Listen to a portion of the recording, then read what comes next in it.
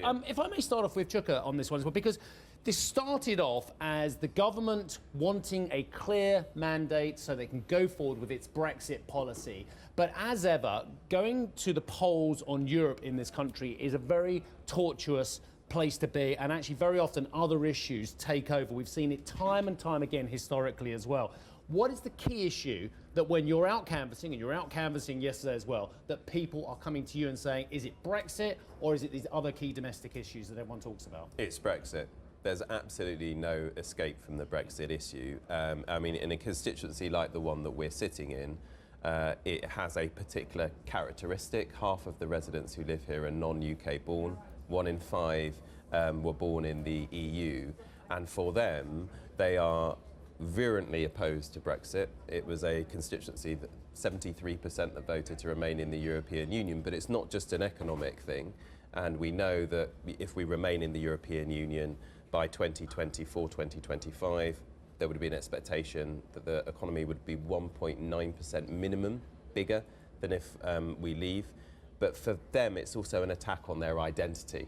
They are internationalists, they are liberal, they're progressive, and the kind of right-wing nationalist, populist nationalist bent of the current day Conservative Party is not something that sits well with them. Why is the latest data saying the Liberal Democrats are doing so badly in this run-up to the election? And I'm looking at, and it says, Joe's plan for Britain's future as well. Stop Brexit, invest £50 billion.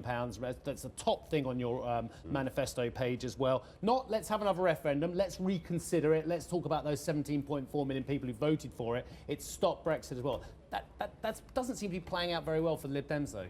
Well, we were committed to stopping Brexit in 2017, and we are now polling, at this point in the campaign, double what we were in the 2017 campaign. At this point in the campaign, in the 2017 campaign, we were winning or in second place in 50 seats.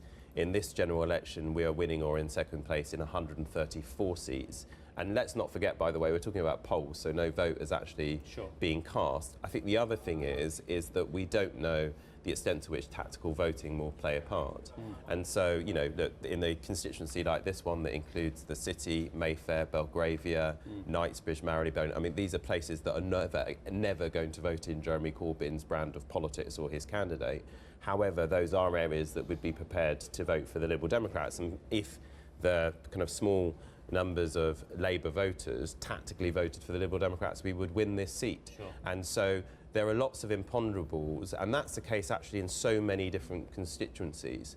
What I do know, by the way, in the northern regions of the UK, particularly in the West Midlands, Yorkshire and the North East, the Labour Party is facing a torrid time and is not in a position to take seats from the Tories. And the Tories trying to breach this red wall could actually... But we are going on the offensive in terms of Tory seats, particularly in London and southern regions. Okay,